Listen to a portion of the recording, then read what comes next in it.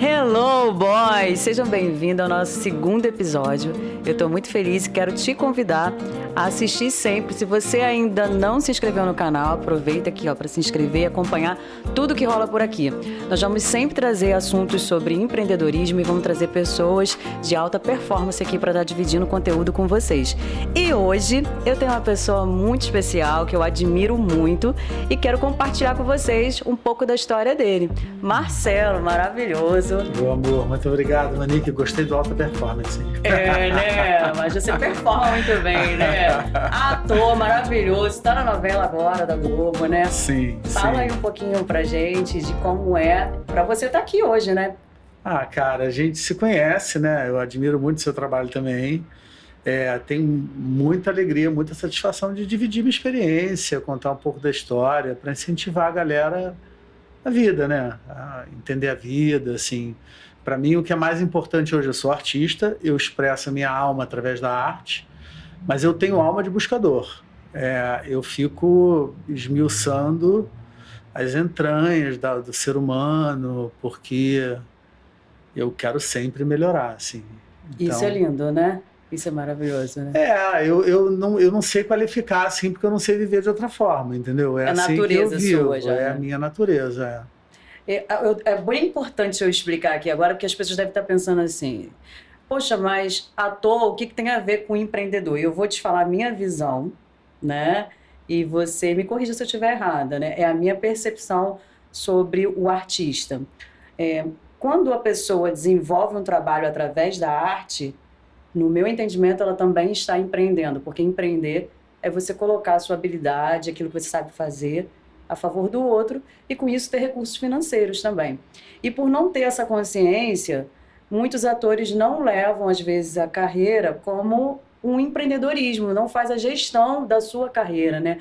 Porque isso é um trabalho, né? Ser artista não é viver à toa, né? Como muita gente acha. Nossa, Um trabalho, é empreender, né? Então, ser um ator também faz parte de empreender num negócio. Sim, eu acho, Monique, que tem como um médico pode ser empreendedor ou não, um engenheiro pode ser empreendedor ou não. Eu sou um ator empreendedor. Eu escolhi na minha vida. Eu fui formado como técnica em eletrônica, depois eu fui fazer faculdade de comunicação social, jornalismo, saí do jornalismo para atuar, para virar ator. Eu entrei para uma companhia de teatro de cara, assim, porque o trabalho de grupo para mim é muito mais significativo, muito mais forte. E eu empreendi de lá para cá, assim, a minha companhia viajou o mundo inteiro, participou de festivais no mundo inteiro, fez turnês em vários lugares. Eu sou um ator-produtor, eu produzo as minhas peças, então eu tenho uma ideia em casa, eu não espero nada, eu transformo ela em realidade. O tempo vai me dizer, tem uma filosofia, uma ideia, de Nietzsche, que você está pronto para aquilo, né? Você tem um desejo. Então você sustenta aquele desejo até que o mundo gire e necessite de alguma forma daquilo. Uhum. E aí o teu desejo se encaixa no movimento do universo, no movimento do mundo, e ele se realiza. Então, na verdade, se fosse uma atração, né? Um pouco que funciona. Então, às vezes, por exemplo, você pode ter uma ideia maravilhosa e não conseguir colocá-la em prática em determinado momento. Talvez não seja o momento dela acontecer, entendeu? Mas você tem que estar pronto, você tem que sustentar aquele desejo. Em algum momento ele vai desaguar e vai acontecer. Então, assim, a vida inteira eu fiz isso. Como eu te falei, passei de já tive fábrica de roupa, depois disso eu virei técnica em eletrônica, depois eu fui jornalista, ator, como ator, produtor. Hoje em dia eu estou estudando para ser terapeuta. Então eu transformo a minha vida, sabe? Um ciclo, né? Em evolução, né? Você teve a ideia, assim, a vontade, sentiu que deveria ser ator com que idade, mais ou menos? Não sei, pergunta difícil no vale. Eu vou dizer, cara, eu fazia peça de teatro em casa, para a família, a vida inteira. Eu sempre me expressei através da arte. Mas eu, com 19 anos, 1986, eu tive um chamado, assim. Eu estava fazendo PUC, eu já fazia teatro, segundo grau, eu fiz um segundo grau técnico em eletrônica e eu fazia aula de teatro. Um amigo meu, quando a gente foi fazer vestibular, ele perguntou: o que você vai fazer? Eu sou geminiano, né? Então eu posso ir para vários lugares e vou para vários lugares. Eu falei: ou eu vou fazer engenharia eletrônica, ou eu vou fazer educação física, ou eu vou fazer comunicação social. Tipo, Teatro, não. ou Ele coisas falou: opostas, pô, né? tô pensando em fazer artes cênicas, porque ele fazia aula comigo. Eu falei: imagina, ver ser ator profissional. Você isso nunca. E entrei para a faculdade. Na faculdade eu abri uma confecção de roupa, então eu trabalhava durante o dia com roupa, fabricando roupa, vendendo roupa. De noite eu fazia faculdade de comunicação social e eu ouvi dizer de um cara que estava abrindo uma turma, que era professor do tablado e que estava abrindo uma turma para fazer uma peça de teatro. E aí eu fui no tablado, corri atrás, entrei para o tablado, entrei para essa turma dele na Aliança Francesa de Botafogo, que era o Carlos Wilson Damião, que é um cara que marcou muito uma geração de atores. E entrei, comecei a fazer e o teatro começou a tomar minha vida. Não foi dando tempo mais de ir para a confecção, eu fui parando de trabalhar na confecção. Depois não foi dando tempo de estudar mais, aí eu lá tranquei a faculdade para fazer formação de ator, fiz um curso técnico de formação de ator para ganhar meu DRT. Entrei para minha companhia e nunca mais parei de trabalhar. Nessa época, você acha que já tinha o preconceito de vai ser ator, não vai ganhar? Porque existe um medo, né? Vamos falar que é verdade, é muito lindo a parte artística, mas a família em si se preocupa com vai virar vagabundo, vai ficar encostado dentro de casa, não vai ter dinheiro, porque nem todo mundo consegue viver financeiramente da parte artística, né? A gente não tem muito incentivo, assim, no país para isso, né? A gente não tem. Então, eu penso que hoje já é um pouco difícil. É mais fácil, né, do que antes. Eu imagino que lá atrás era bem mais desafiador você tomar uma decisão de eu vou seguir essa carreira mesmo, eu vou deixar tudo. Tanto que eu vi que você começou com outro negócio, né? Com a confecção, por exemplo. Sim, né? Sim. Mas foi tomando, cara. Foi o meu desejo, assim. Foi crescendo dentro de mim e eu fui indo. Eu sempre tive apoio da minha família. Que é muito importante, né? Muito importante. Mas quando eu decidi ser ator, meu pai virou para mim e falou: meu filho, mas você é tão inteligente, vai virar ator. Eu nunca mais esqueço. Mas meu pai, por exemplo, bancou a primeira peça da minha companhia de teatro. Foi a empresa dele que deu patrocínio. Então, assim, por mais que ele queria que eu seguisse os passos dele, porque meu pai era empresário, ele via em mim uma capacidade, tanto que eu no teatro eu fiz isso, eu produzia no teatro.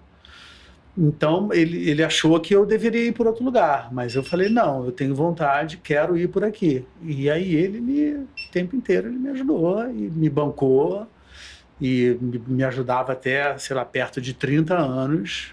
Ele me ajudava cada vez menos, começava pagando meu aluguel, plano de saúde, aí tirou o aluguel, ficou só no plano de saúde, e depois parou o plano de saúde e eu comecei a ficar nas minhas pernas. Mas trabalhando que nem um maluco, assim. Eu acho que se você somar o teu desejo verdadeiro com o empreendedorismo que a gente está falando, que é sobre isso aqui, sobre não ficar esperando. Eu recebi muito não, de muitas emissoras de televisão. É muito entendeu? não no caminho, né? É muito não no caminho, é muita frustração, assim, muitas oportunidades de largar, deixar e ir para um caminho mais, não digo nem mais seguro, porque às vezes a economia do país muda de uma forma. Antigamente quem tinha frota de táxi era rico, bem, entendeu? né? Você tinha uma licença de táxi que valia, sei lá, 200 mil reais. Hoje em dia você dá licença de táxi e ninguém quer, entendeu? Não estou falando mal do táxi, é um exemplo que eu estou falando, que você tem profissões hoje em dia que estão fadadas a não existir daqui a alguns anos. Exatamente. Acabar, porque o mundo muda, as economias se transformam. Então, eu acho que a gente tem que ter tesão, vontade, que o tesão é a energia criativa, é o que faz a gente se mover. Empreender, cara, acreditar em você, ir lá, tentar, tomou não, tenta em outra porta vai abrir, em alguma hora. Você já começou, então, com o teatro, assim, a companhia sendo sua já, você já começou. Não era minha companhia. Você entrou e depois de um tempo que você montou a sua. Não, eu não tenho uma companhia de teatro, quer dizer, eu tenho uma companhia de teatro porque é um trabalho coletivo. Sim, sim. Naquela época, o Henrique Dias, que é diretor, ator, ele queria treinar com umas pessoas e chamou alguns atores próximos para trabalhar. Eu já tinha trabalhado com ele e com esse Damião, os dois no elenco. Na época, eu era bom produtor, sempre fui bom produtor. Eu sempre fui esse cara que tira da ideia e bota na prática. Então, o Henrique, me chamou, eu tinha acabado de me formar na faculdade, a gente estava passando Réveillon juntos, entre amigos, em Araruama. Ele me chamou, cara, eu tô com uma companhia de teatro recente, a companhia nem era fundada, mas era um grupo. Ele me chamou para produzir a companhia. Eu falei, Kiki, eu não vou, porque eu acabei de me formar como ator. Eu vou tentar um pouco a carreira de ator. Eu tenho essa vontade. Passou 2 meses, ele me chamou para entrar como ator para a companhia. E eu entrei como ator para a companhia. E na companhia é tipo uma família, entendeu? Uma família de sócios. Todo mundo trabalha para tudo. Então, dentro da minha companhia, eu já produzia, eu já escrevia, eu já dirigia, eu já fiz tecnicamente, não assinei, mas fiz tecnicamente luz, operei som, fiz Muito figurino, legal. entendeu? Pintava, às vezes a gente virava à noite pintando placa de porta de teatro, porque a gente não tinha dinheiro para fazer um plotter. Então a gente pintava, comprava lá o plástico, aquele plástico de obra, aquele plástico preto, e pintava lá e ficava tipo maneiro. Não é empreender? Isso é a vida do empreendedor, gente. Exatamente. Porque a gente não tem que fazer... Eu lembro no meu começo, eu não tinha como fazer panfleto, né? E aí eu pedi um amigo meu que trabalhava no banco para imprimir para mim o panfleto. Eu comprava folha de chamequinho colorido para ser diferenciado, que eu sempre gostei de ser diferenciada, né? Então eu não imprimia papel branco, eu comprava amarelinho, verdinho, fazia 3 dobras e tudo. Então você vai falando aí, eu vou lembrando do meu início também de carreira, né? Que eu pintava a parede.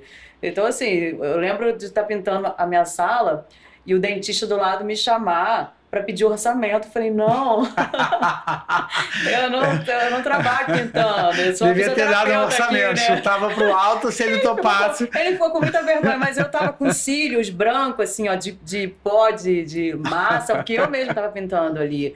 Então, realmente, assim, o empreendedor, ele tem essa necessidade de fazer acontecer a ideia dele, e mesmo que ele não tenha, né, os recursos ali no momento, ele cria o recurso, né?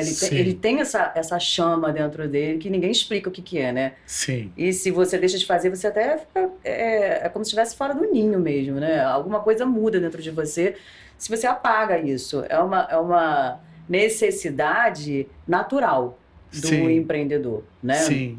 E aí, seu primeiro grande trabalho, assim, qual foi? Ai, pergunta difícil não vale. Segunda é difícil, né? Bem porque, mais assim, eu fiz trabalhos, por exemplo, em teatro incríveis. A Bauacu era incrível, Melodrama, a gente chegou a apresentar na Broadway, em Nova York, viajou a Europa, viajou a América do Sul inteira. Então é um trabalho que... Não sei nem dizer se foi o primeiro grande trabalho, ele aconteceu em 1995. Talvez o primeiro trabalho de repercussão maior da minha companhia, talvez tenha sido o Melodrama, talvez tenha sido essa a minha experiência coletiva. Individualmente, eu acho que o meu primeiro grande trabalho mais reconhecido foi no cinema, Tropa de Elite. Um marco, né, na história, né, do cinema. Foi, cara, foi. E um marco na minha vida, assim. Foi incrível, foi uma experiência incrível. Incrível. Eu vou dizer para você, a forma como foi proposta pelo Padilha e pela Fátima Toledo. Fátima Toledo é uma preparadora de elenco controversa. Muita gente não gosta do trabalho dela. Eu trabalhei com a Fátima uma vez no Tropa de Elite, não tive problemas. Mas a Fátima, ela mexe ela não constrói o lugar do personagem, ela constrói o lugar da atuação e não da interpretação. Então ela mexe, por exemplo, se eu tenho você tem que fazer uma cena que você está nervosa, qualquer coisa, eu antes de gravar, eu vou ali, entendo onde é a tua ferida e taco o dedo na tua ferida, você vai se desequilibrar e liga a ação e você vai fazer a cena desequilibrada. Mas não é um trabalho de construção de ator, entendeu? É um trabalho que a Fátima trabalha muito com não atores. Trabalha também com atores, com exercícios de bioenergética. Mas, de qualquer forma, o que eu quero falar é que o processo que foi proposto por ela e pelo Padilha era um processo onde a gente, atores, eu tive 2 meses de preparação intensa, Tropa de Elite. Então, eu tive aula teórica com o PM para entender como o funcionamento dos quartéis, como é que funcionavam as coisas na rua. A gente sentava e ficava lá 2, 3 horas, 2, 3 vezes por semana ouvindo. Muita preparação de dinâmica de grupo. Então, era o grupo do BOP, treinava de um jeito, o grupo da PM treinava de outro, o grupo da universidade treinava de outro, para a gente conseguir construir uma dinâmica entre nós, uma dinâmica de autoridade, de relacionamento, para a gente se olhar em cena e já ter um passado, já ter uma história, ter uma linguagem comum, o que é muito importante. O que passou muita realidade pra gente, né? Porque quem está assistindo parece que você estava vendo a vida real, né? E dentro disso mesmo eu já quero te perguntar, você, olhando para a Tropa de Elite, você acredita em qual frase? Que a arte imita a vida ou a vida imita a arte nesse caso aí? Eu acho que vida e arte caminham juntos, assim. A gente ator, muitas vezes a gente vê coisas acontecendo na rua que se eu boto isso na frente de uma câmera, se eu faço desse jeito, vão dizer que eu sou louco, eu sou caricato. A vida é muito mais forte, né? A arte contém a vida, a arte é uma expressão da vida. Então, o Tropa de Elite é muito fiel à realidade, né? Assim, o Zé Padilha, o diretor, ele era documentarista e cientista político, então ele vem desse lugar.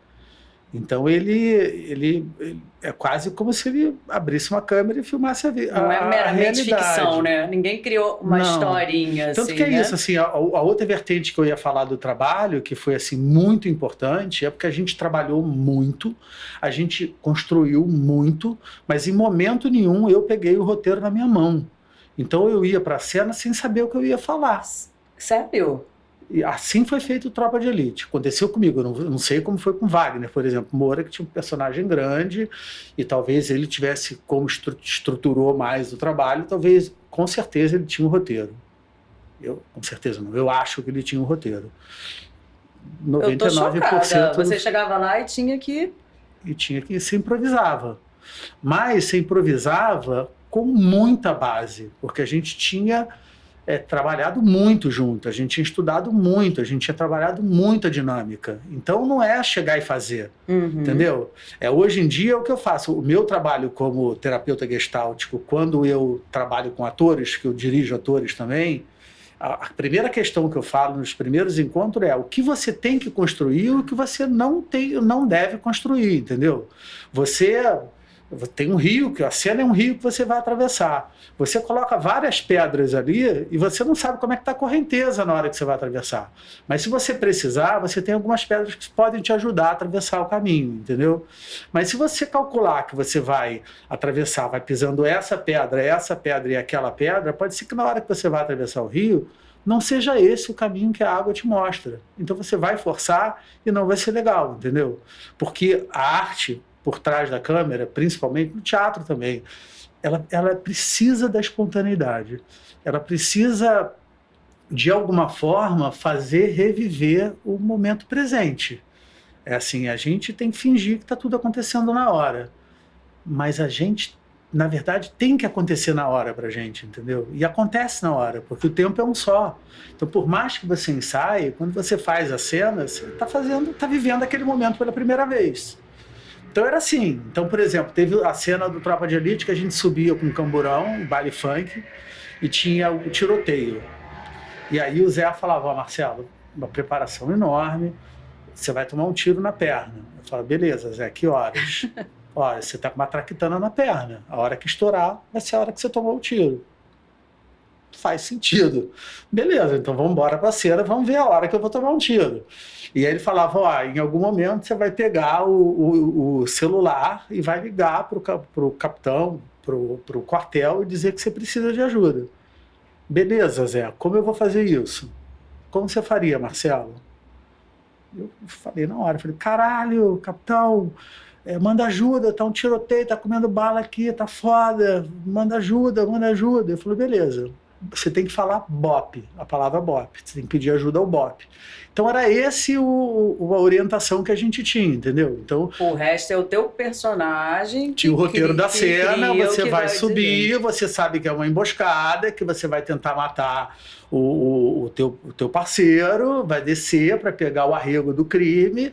Na hora que você for pegar o arrego do crime, você vai ouvir um barulho de tiro, você vai correr para trás do camburão, o Fábio vai correr, se jogar para dentro do bar, e vocês vão começar a trocar tiro. Em algum momento você vai receber um tiro e vai...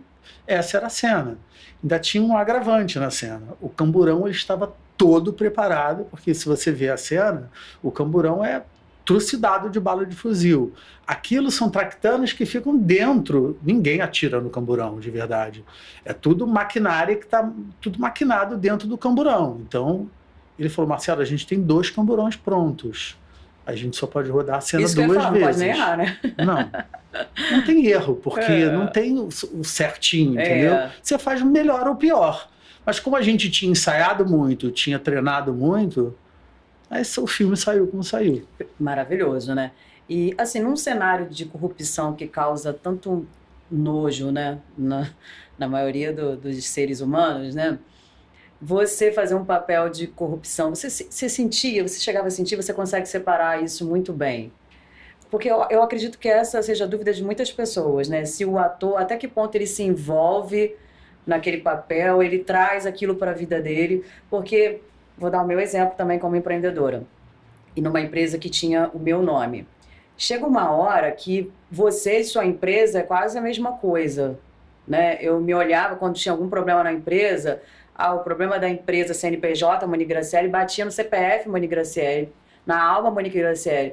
Então eu tive muito trabalho, tive que fazer um trabalho assim, mental enorme para separar a pessoa Monique da empresa Monique. Então eu olhando para a vida do ator, acredito que pode ter tem que ter muito treino, né, para poder separar aí a pessoa do personagem. Até que ponto eles se fundem, né? Acaba se atrapalhando, né? Atrapalhando o emocional, né? Daquilo que você vive numa cena ou num trabalho. Monique, eu acho que essa é a gênese do trabalho do ator, né? Se confundir com o personagem. É fazer a cena virar a realidade ser cena. Mas tem muito isso de o ator ser tomado. Eu não sou tomado, assim. Óbvio que, para mim, a arte é uma expressão do que eu estou vivendo, entendeu? Então, os projetos que eu quero fazer, que eu faço, que eu empreendo, são coisas que eu tenho vontade de falar, entendeu? Antes da pandemia, por exemplo, eu fiquei deprimido. Fiz um processo, tive que tomar remédio, entrei num processo de depressão e um contato com a morte muito grande. A ideia da morte, a sensação da morte. Antes mesmo da pandemia? Antes da pandemia. Quando entrou a pandemia, eu já estava no processo depressivo. Então, eu li mais de 30, 40 livros sobre morte. Oriental, ocidental, ficção, realidade, documentário, trabalhos fui a simpósios em São Paulo, festivais em São Paulo, que falam só sobre a morte.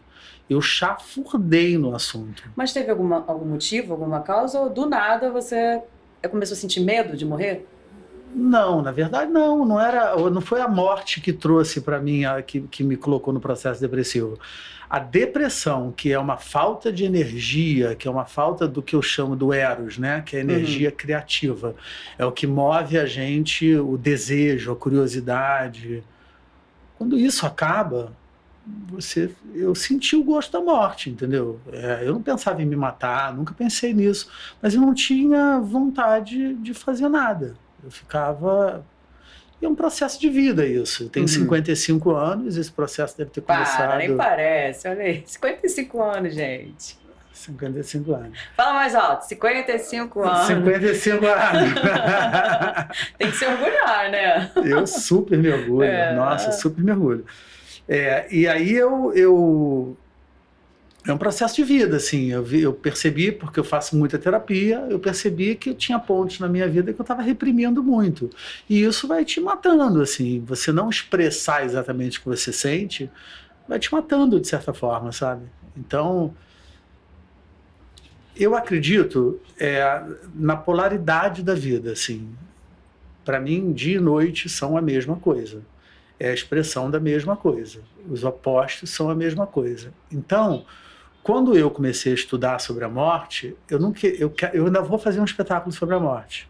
Eu quero ir, né, claro. Mas eu não vou... o que eu quero falar principalmente, quando você tem, de alguma forma, um contato real com a morte, o quanto de vida você ganha, entendeu? O quanto de força isso te dá. É sobre isso, na verdade, sabe? Porque a gente, os ocidentais, fogem da ideia da morte. Ana Cláudia Quintana, que é uma médica maravilhosa, geriátrica, que é especialista em trabalhos paliativos, cuidados paliativos, ou seja, ela cuida de pessoas que estão no fim da vida. Ela tem um livro que é A Morte é um Dia que Vale a Pena Viver, que foi de onde eu comecei a partir a minha pesquisa inteira, que ela fala isso no início do livro, que ela, quando eu entrava numa festa, começava a conversar e perguntava, o que você faz? Eu sou médica, mas qual é a sua especialidade? Cuidados paliativos. O que é cuidados paliativos? Que há um tempo atrás ninguém sabia. Ela falou, não, eu cuido de pessoas que estão para morrer. Eu sou especializada, de alguma forma, em morte. Ela notava que ela era espalha-rodinha, sabe? A bola de boliche, que ia caindo um, caindo o outro, ia todo mundo saindo, daqui a pouco ela estava sozinha na festa. Porque a gente foge dessa ideia, entendeu? E isso faz a gente procrastinar muitas coisas. Exatamente. No desenvolvimento humano, eu pratiquei algumas ferramentas, né, para evolução mesmo, né, mental, espiritual, que mostram, assim, que fazem a gente visualizar o dia da morte. A princípio, assim, foi espantoso, porque eu tinha que desenhar um caixão, cara, que ferramenta mais sinistra, eu não queria... Olha a negação, né? É isso, a gente nega. Eu não queria viver aquilo ali, assim, até porque eu venho de uma perda drástica na família, meu pai foi sequestrado, ficou 15 dias desaparecido, foi assassinado, então eu entrei realmente no desenvolvimento humano para me curar, né? Fui fazer todos esses processos de PNL, hipnose, fui estudar em busca da minha cura, né? E quando eu comecei a ver aquilo, foi meio assustador, eu me neguei um pouco, falei, não quero. Mas aí quando você começa a pensar no que vai acontecer lá na frente. E interessante que você falou sobre cuidados paliativos, que tem um livro também que mostra os últimos relatos de pessoas na hora da morte. A maioria... Lembra qual é o nome? Eu não lembro o nome. Eu li uns 3 desse. De uma enfermeira norueguesa, de não sei o que. Eu li... Gente, eu tenho uma Os arrependimentos de coisas que não fizeram, dos abraços que não deram, das brigas que tiveram. Então, quando você antecipa o dia da sua morte em vida, dá tempo de você fazer muita coisa. Você não precisa esperar chegar lá no 80 anos, no 85, para olhar para trás e falar por que eu não me reconciliei, por que eu não perdoei, por que eu não ousei, por que eu não fui lá e empreendi, perdi meu medo. Então, a gente antecipa, né? Assim, a gente evita esse tipo de arrependimento. E também, outro problema é é uma sombra isso, a certeza da eternidade. A gente acha que vai viver para sempre e fica adiando aquilo que deve ser feito hoje. É isso, mas é exatamente isso. Né? A filosofia oriental não tem isso. Eles têm contato direto com a morte. É tipo assim, dia e noite, entendeu? Eu posso aproveitar o meu dia ao máximo porque eu sei que daqui a pouco vai chegar a noite e eu vou descansar. E eu posso descansar durante a noite porque eu sei que amanhã vai ser o dia de novo.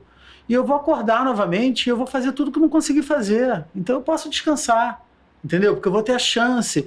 Então, se você achar que só tem o dia, você vai viver eternamente no dia, vai deixar de fazer as coisas, porque daqui a pouco você vai fazer daqui a pouco, entendeu?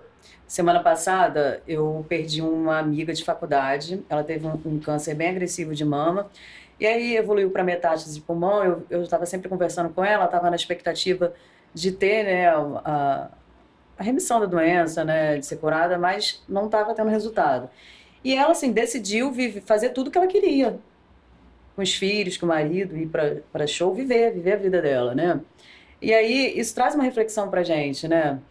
Tem muita gente que achando que vai viver até 80 anos, está deixando de viver, está preocupado com lá na frente, não está vivendo agora, né? Ela teve essa notícia, ela sabia que não tinha muito mais tempo e teve que tomar uma decisão forçada de viver tudo. E a gente pode fazer essa escolha de viver tudo não tendo nenhuma sentença, né? Mas a gente tem a sentença. O pior é A isso. sentença é que a gente não sabe, né? Assim, a Não, verdade pode vai ser, né? mas Ela vai vir, ela mas vai a sua vir, né? amiga também não sabia. Exatamente. Sabia que estava mais breve, entendeu?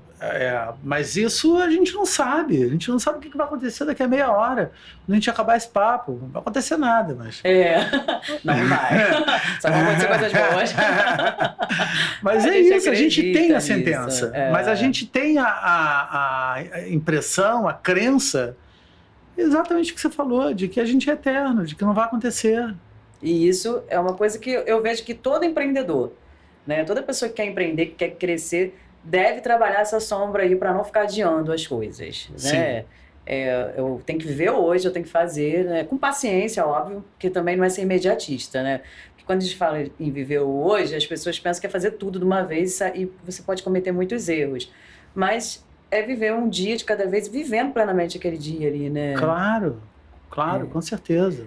Na sua carreira, assim, teve algum medo, alguma coisa que tu acha que te paralisou, retardou um pouco o seu processo? Nick, eu sou um cara muito corajoso e, por isso, muito medroso. Eu tenho muito medo no meu sistema, mas o medo não me paralisa, o medo me movimenta, entendeu? Então, eu até hoje, praticamente, eu tenho... Hoje, não. Hoje eu sei que eu sou um homem que eu vivo da minha profissão.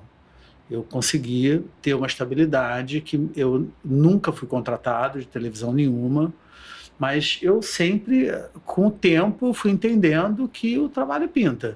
Então, tinha momento que não pintava. Isso gera uma ansiedade? Eu fico pensando, eu tenho muita necessidade de certeza das coisas, né?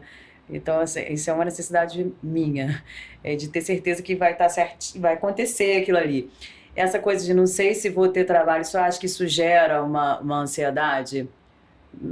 Principalmente no ator, né? Eu sou ansioso. Eu não sei se foi isso que gerou ansiedade em mim, ou se isso alimentava a ansiedade, ou se isso me ajudou a lidar com a minha ansiedade.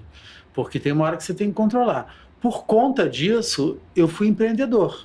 Isso que eu ia falar. Acaba então, sendo um caminho para você, um caminho. né? O que acontecia? Eu acabava de estrear uma peça, eu já começava a escrever o projeto da outra. Eu e minha companhia. O que a gente vai fazer? Abrir um edital... então enquanto um negocia os festivais, as turnês, os patrocínios dessa, vão botando a outra, vai botando a outra, pintou um teste elenco não sei aonde, você vai tentando botar as pedras para você poder atravessar teu rio, entendeu? Olha como é muito o empreendedor também que tem o seu negócio. Você tem um trabalho, você tem que aproveitar a onda, né? Assim, tudo. Como empreendedor, você também tem que aproveitar uma onda. Por exemplo, quem vendeu máscaras na época da pandemia aproveitou uma onda. Sim. A onda caiu, porque não estava mais usando. Então, naquela época ali, você tinha que aproveitar e usar esse dinheiro para fazer recurso e criar outros produtos para se reinventar. Sim. Quem tinha, por exemplo, confecção, as pessoas não estavam comprando mais roupa, mas teve gente que mudou a estratégia, foi para o pijama, porque estava todo mundo em casa. Sim. Então, o empreendedor tem que trabalhar isso o tempo todo. O ator, também como empreendedor, está num trabalho, está em alta, ele tem que criar uma estratégia. O que eu posso aqui, eu vou ganhar com divulgação, ele tem que fazer uma gestão da carreira dele, para que no momento que não tenha trabalho, aquele dinheiro que ele ganhou ali, ele conseguiu transformar em outro produto, né? Ele conseguiu, de repente, investir, para ele ter segurar tranquilidade. para poder atravessar um momento de seca. Porque se você ganha muito, isso mexe muito com o ser humano, né? Tem gente que não está preparado para ganhar dinheiro. Pega um trabalho enorme, aí o ego vem, aí tu quer comprar carro, tu quer ir para festa, tu quer ir para balada. Amor, não tem um ex-Big Brother que tenha mantido o prêmio ou tenha feito o prêmio.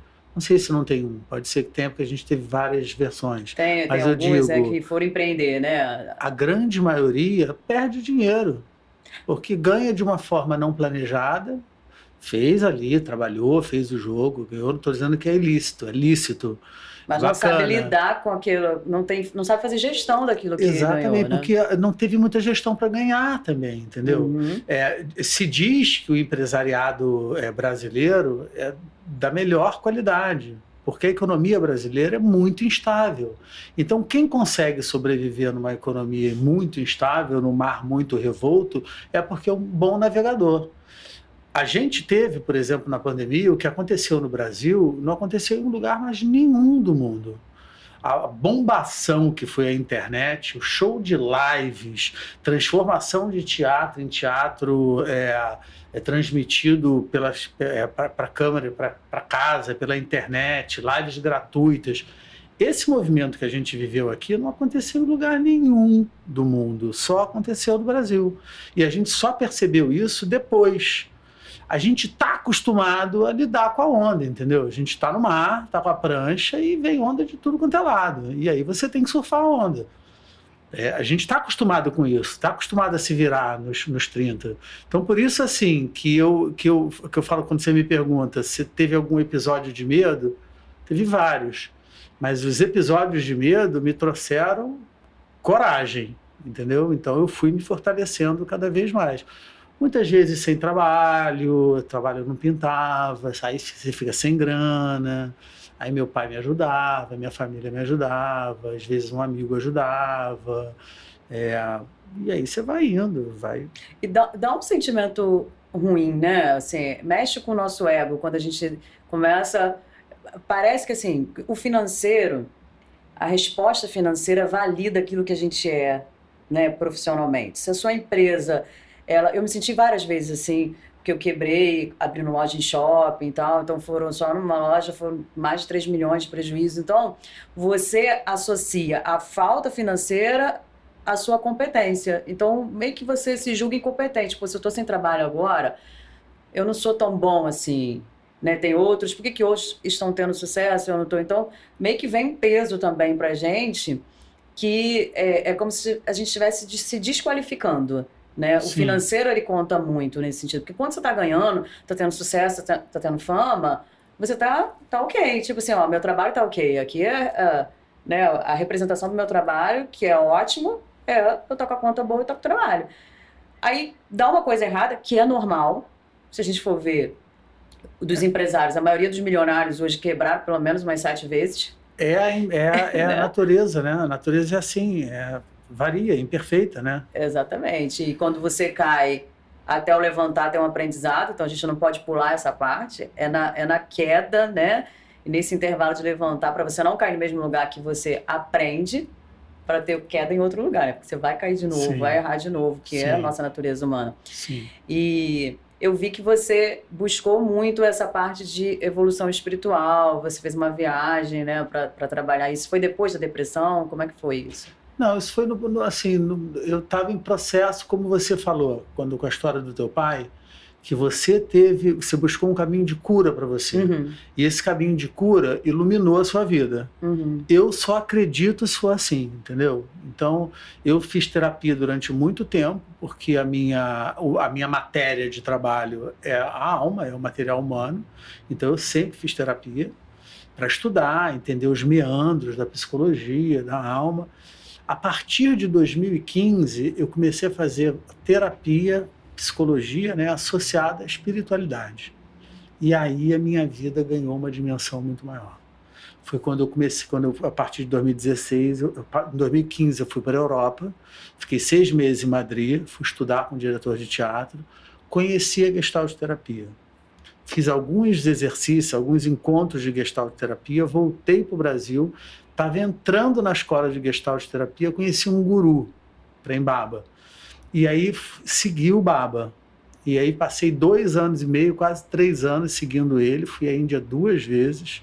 A segunda vez eu fiquei 70 dias na Índia. Fiz um retiro de silêncio de 12 dias. E retiro de silêncio não significa você não falar. Significa você ficar em silêncio. Então a gente não podia ler nada, não podia acessar celular, não podia acessar computador.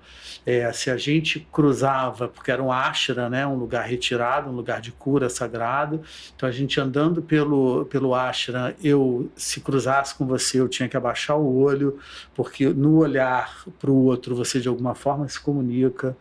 Então você se fecha, é um processo para entrar e para sair do silêncio, mas você se fecha e você faz um mergulho interno enorme.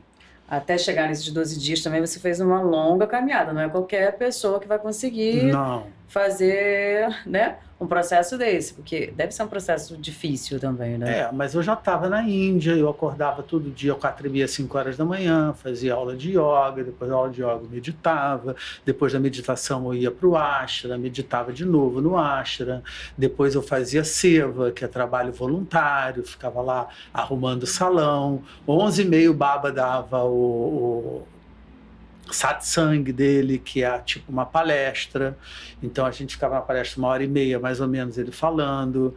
Depois aí eu almoçava, depois do almoço eu ia fazer não sei o quê, aí ia no Ganges, aí era uma tarde livre a princípio, mas sempre buscando, ou eu ia num templo de Shiva, ou eu ia dar um mergulho no rio Ganges, que é o rio sagrado, ou eu ia numa gruta onde dizia que Jesus Cristo tinha passado, porque Jesus Cristo teve um tempo que a Bíblia não conta, né, um amadurecimento dele, que deu uma sumida.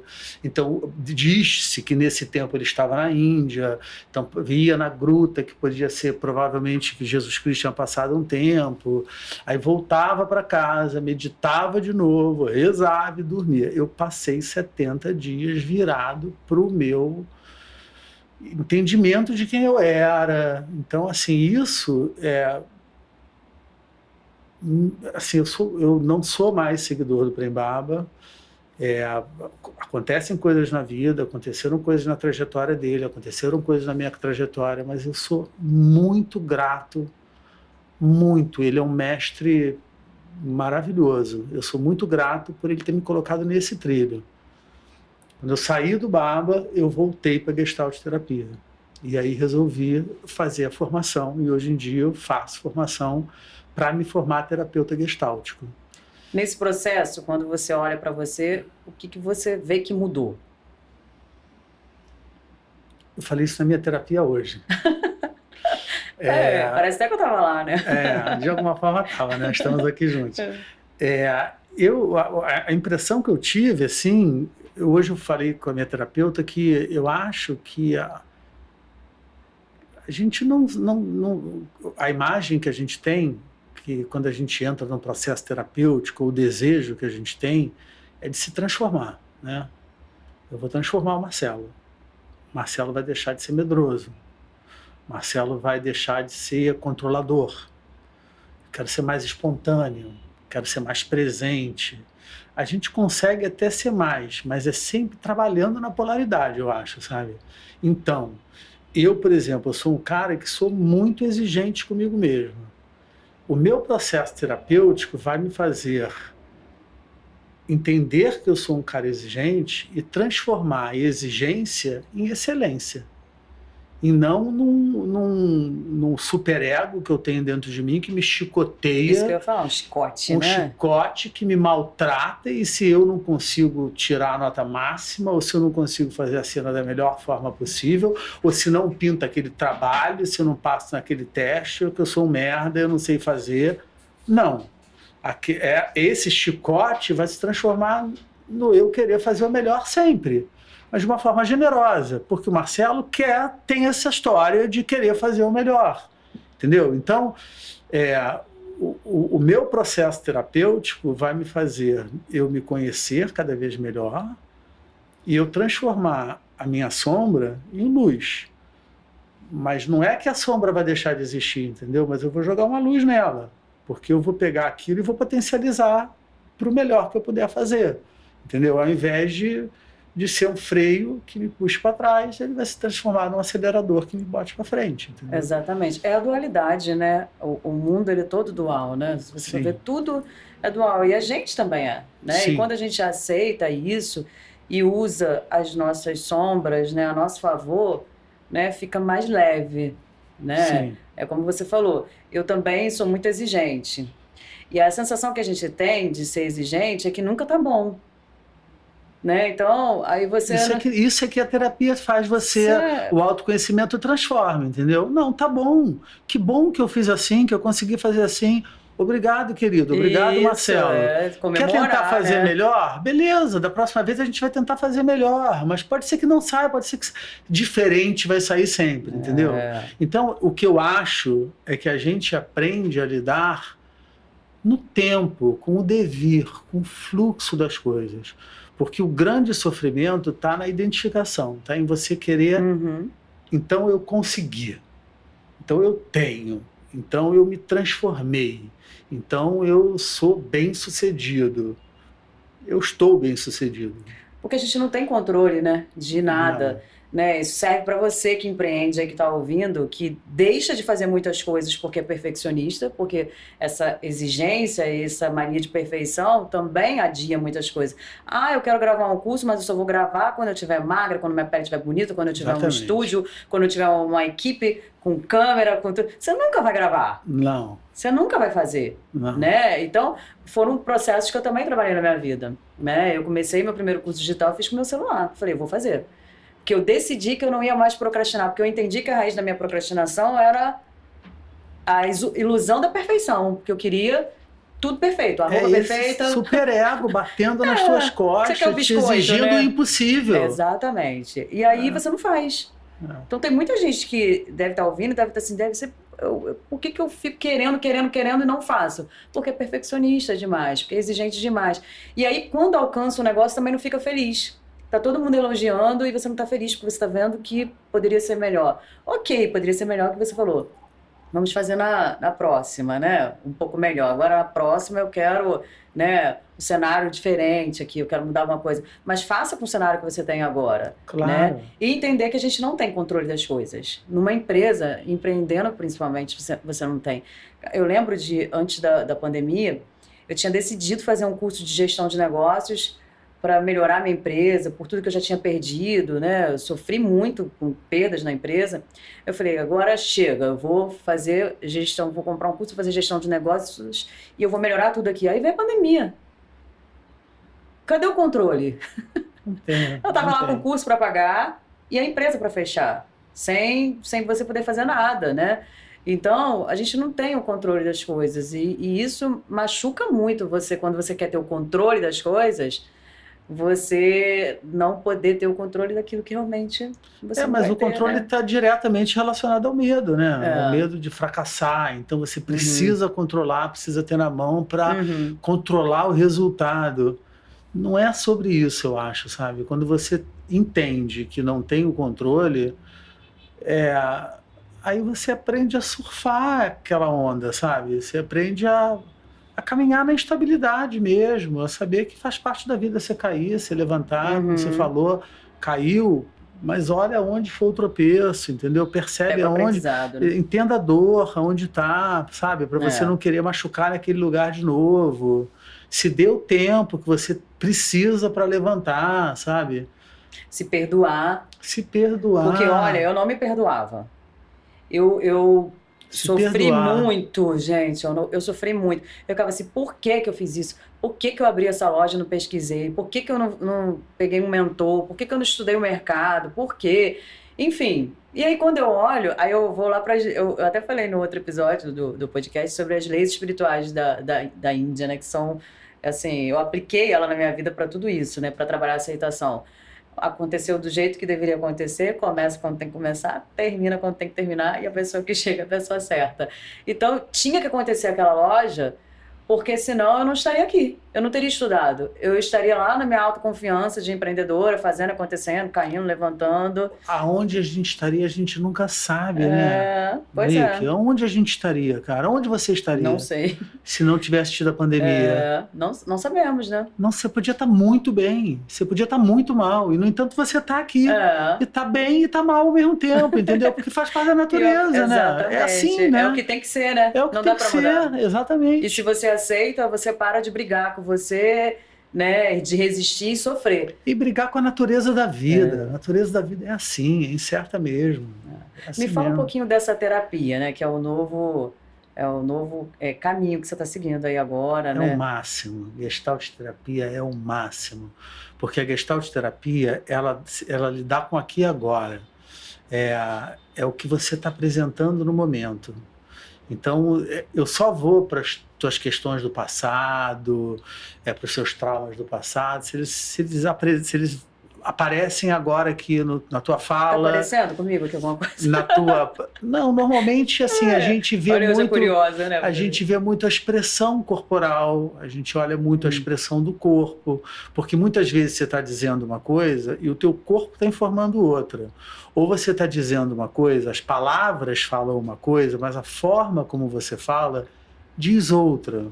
Então a gente presta atenção na respiração, é meio a dissidência do Freud, né? Foi ali no início da psicoterapia, os dissidentes do Freud iam mais para a linguagem corporal também, Reich, e aí o Fritz Perls, que é o fundador da Gestalt terapia, ele foi para esse lugar. Só que ele tinha um passado no teatro. Então a Gestalt terapia tem muito a ver com expressão, assim. Porque os traumas, eles são o que a gente não expressa, né? O que a gente reprime. Esconde, né? Esconde. Então, a terapia Gestalt faz você expressar. Então, eu converso comigo mesmo, eu converso com o meu dedo que está machucado. O que essa dor está me falando? Se eu fosse a dor, o que eu estaria falando agora? Caralho, cuidado. Cuidado onde você leva teu cachorro, porque eu quando fui mordido por um pitbull, estava de noite, meu cachorro estava solto, eu não posso soltar um cachorro à noite, entendeu? Então, o aprendizado, né? É o aprendizado.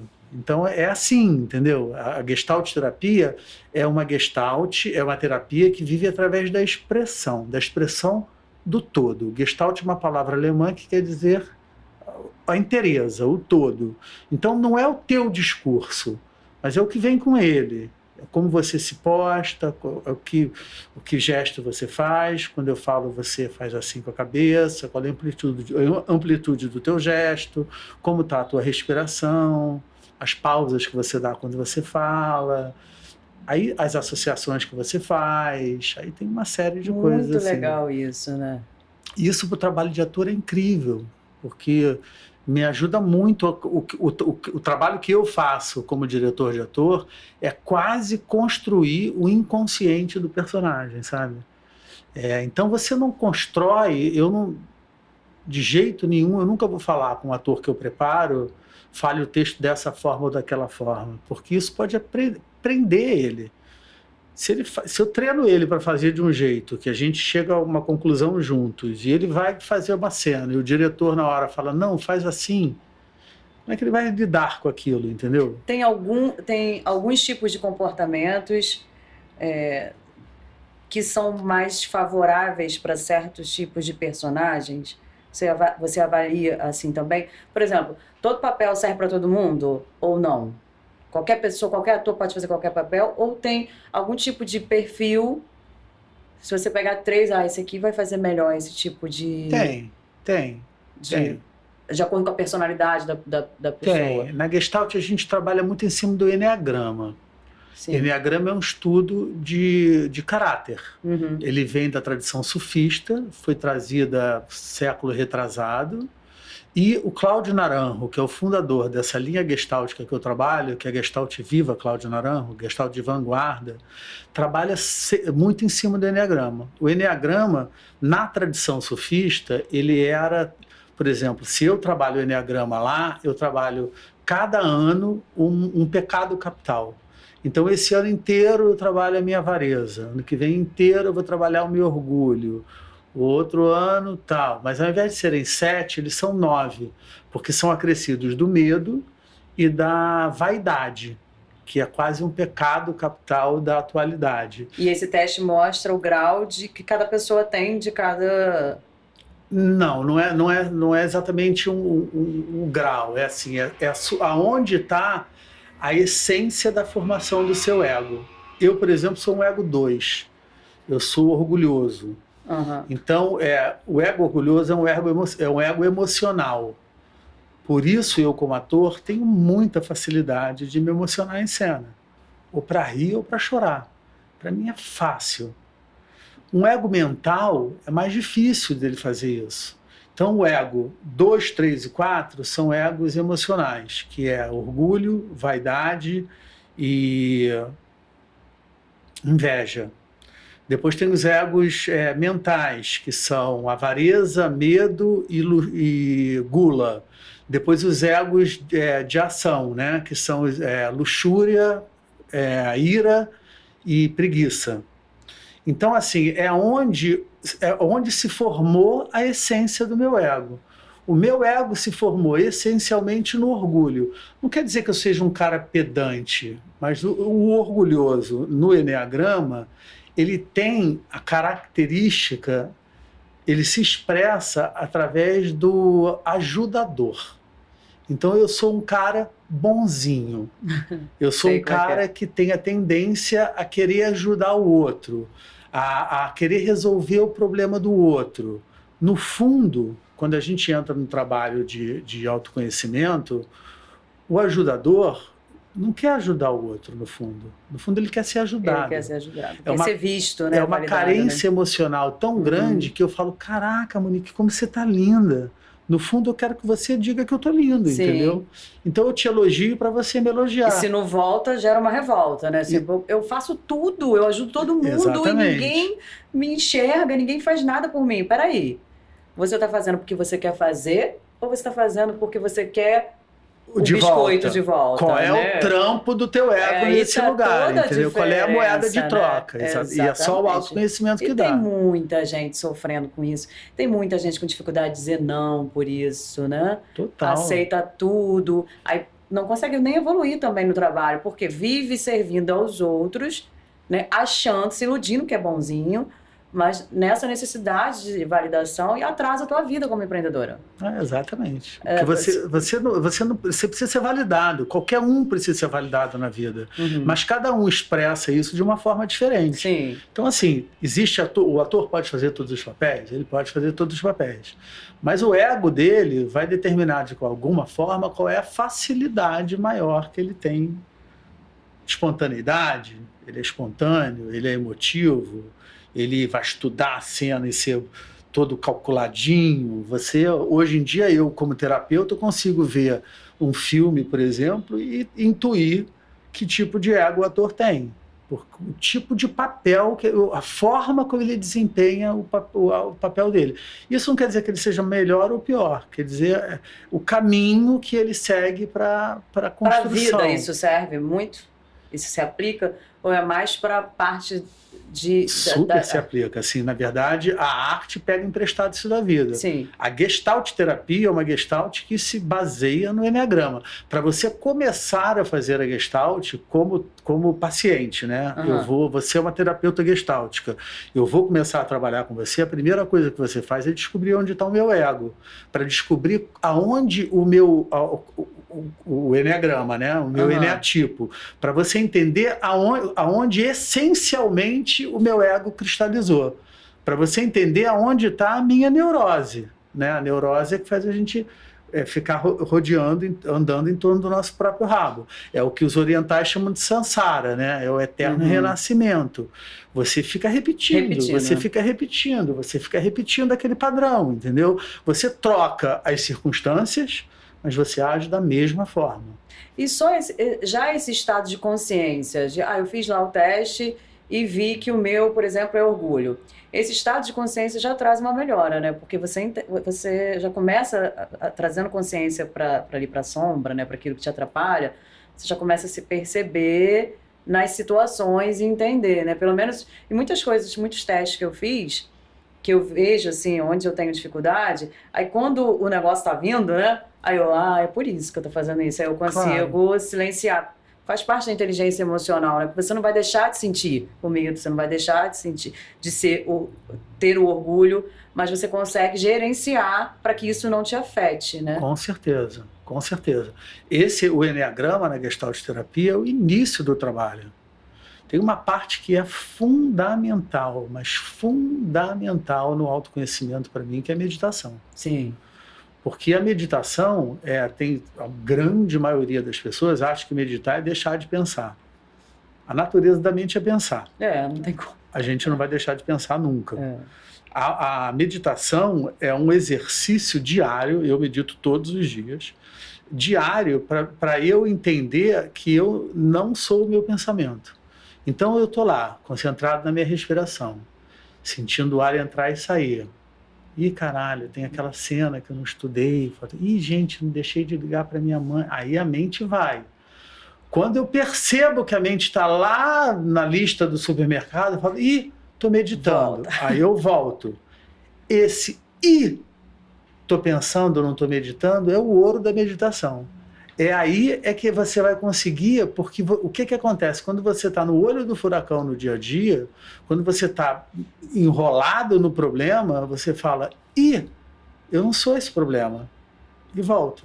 E aí você não se deixa levar. Eu sou um merda, eu não sirvo para nada, eu sou um fracasso.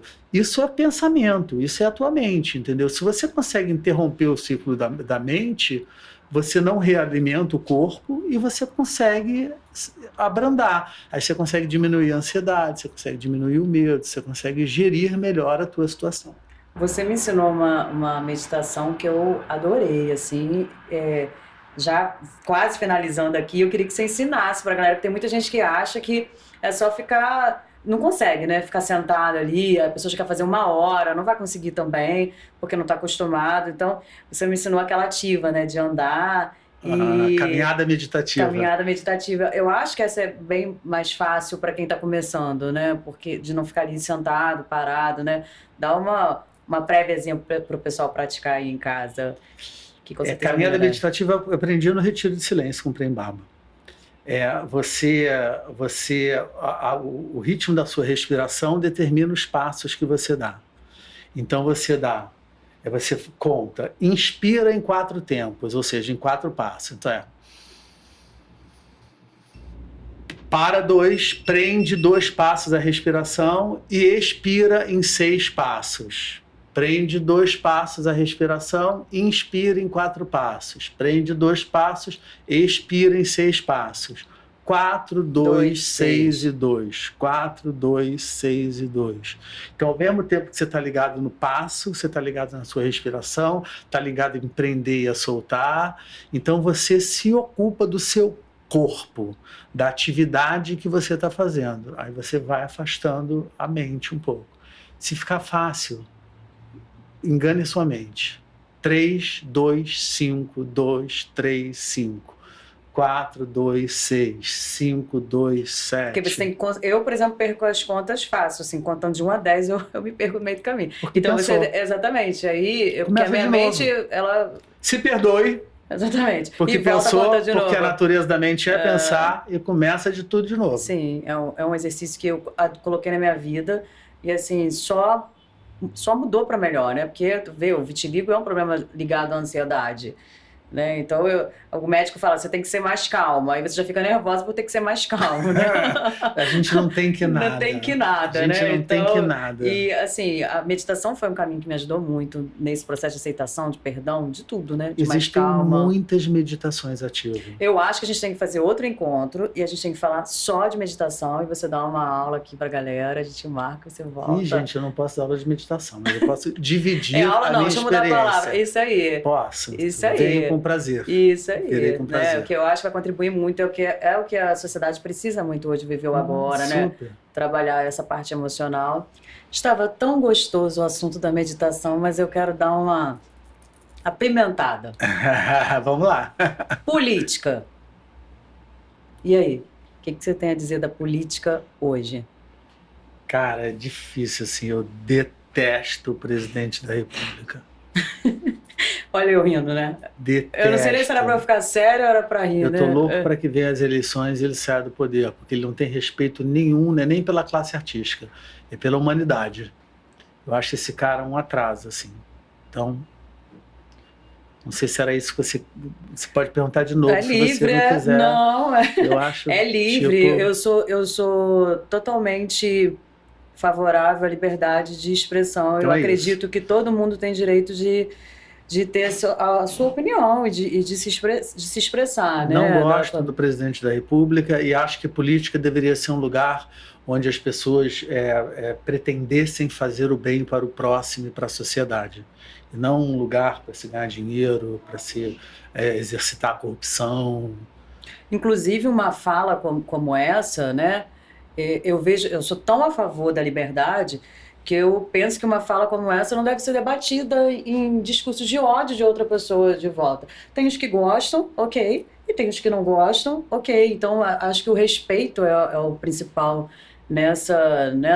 É, na eu, sociedade, eu né? vou dizer para você que eu respondi para você e assim que respondi eu sou impulsivo. A gente estava falando isso agora há pouco. E eu percebi o quanto de reativo foi a minha resposta, entendeu? Então eu já É percebi só, na hora, por causa do autoconhecimento, que eu estava reagindo a ele e não agindo. Eu deveria ter aham. dito, não gosto do atual presidente Mas do é a sua Brasil. natureza, não tem nada Aí vem forçando, né? uma raiva junto, um graf. Enfim, mas é isso, eu não gosto. É, no cenário político, assim, como cidadão, você mudaria algo? Assim, tem algo que você acha que deveria se mudar urgentemente fora a gestão, né? Que você já deixou claro aqui. Eu acho que as leis, assim, o judiciário do Brasil está muito atrasado, eu acho, sabe? As leis são feitas para não serem cumpridas. A justiça, existe nas leis muitas brechas, é tudo muito burocrático, muito demorado, entendeu?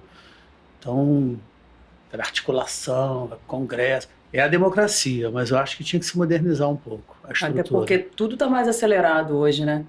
A própria velocidade da internet acelerou muitas coisas. Então, não tem mais necessidade de coisas tão demoradas para se aprovar. Então, tem coisas que poderiam ser mais Sim, e o que a rápidas, né? gente viu assim nos últimos, sei lá, 10, 15 anos foi que antigamente a gente não sabia o que acontecia em Brasília. Hoje em dia a gente sabe, as coisas são ditas. Então a gente vê as coisas serem manipuladas, a gente vê a sujeira toda emergir do fundo do rio, entendeu? Então é Se difícil. tivesse um Tropa de Elite 3 hoje, e aí? Você acha que ele seria também sucesso? Acho que ele ia ser num nível de mais profundidade, ia retratar mais Eu acho coisas. que o caminho que estava sendo seguido ali pelo Padilha era esse, né? Ele saiu da polícia e depois foi para Brasília, assim, a relação da polícia com o poder público, né? Com a política. Eu acho que se tivesse o 3, ele ia aprofundar nesse lugar, assim. Né? Poderia, talvez, não sei, né? Se ia ter algum tipo de. é, Como é que fala? Cancelamento, né? Porque hoje tudo é cancelado, né? Qualquer coisa Nossa. que você fale, né? Tudo que as pessoas cancelam por qualquer coisa, né? A outra agora, né? Então, Eu fico assim, eu hoje mesmo ia fazer um post e não fiz. Ontem eu fui mordido por um pitbull, a minha cachorra foi mordida, eu quase perdi o dedo há um mês atrás, porque o pitbull estava sem focinheira. E é vale, lei. vale alertar as pessoas, né, gente? Andar com o cachorro, ele tem que estar com focinheira aí, ó, quase perdeu o dedo, Quase né? perdi a minha cachorra, quase perdi o dedo, estou entrando num processo, vou processar a dona. É uma chatice isso tudo, eu não precisava estar passando por isso, nem ela vai ter aborrecimento. Mas enfim, eu ia fazer uma postagem positiva, porque ontem eu vi passeando na frente da minha casa, na praia, um cara com um cachorro com focinheira. Eu pedi licença para fotografar, peguei a raça do cachorro, o nome do cachorro, eu ia postar. Mas eu pensei, eu não vou me expor a esse ponto, entendeu? Eu não vou fazer isso, assim, não quero. Então é um país um pouco, acho que a gente está num país meio sem regra, sem moral, sem rumo, sabe? A gente vive um pouco acuado. Eu, pelo menos falando de mim, né? É bom a gente falar de si. eu tô acuado. Não sei se por conta disso, eu tô vivendo esse último mês não foi um mês, me deu uma sacudida, assim, não foi legal. Então é isso, eu acho que se tivesse o Tropa 3, a gente ia aprofundar nesse lugar aí. É, né?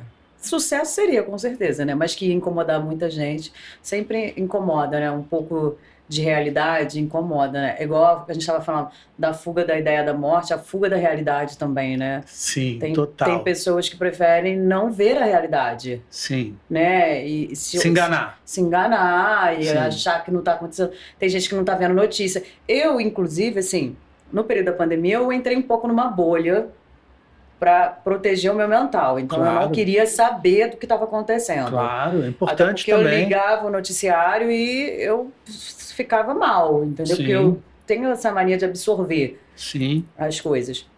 Então eu entrei um pouco na bolha para manter minha sanidade mental.